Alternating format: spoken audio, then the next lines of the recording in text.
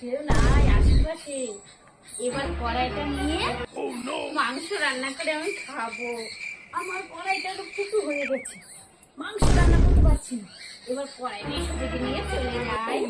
এত বড় ফুটো হয়েছে না, মাংস রান্না করতে পারছি না। কেউ নেই, যাই কড়াইটা নিয়ে আসি, মাংস রান্না করবো।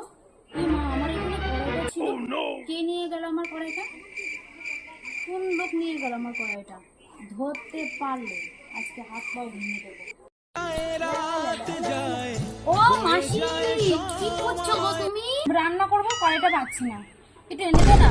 আমি তোমার চোর দেখেছি, কড়াই কে চুরি করে নিয়ে গেছে, তার জন্য তোমাকে 500 টাকা দিতে হবে, নাহলে আমি বলবো না কে নিয়েছে কড়াইটা। কি, কড়াই আনার জন্য তোকে আবার টাকা দিতে হবে 500 টাকা? আমার কড়াইয়ের দাম আছে মাত্র 100 টাকা।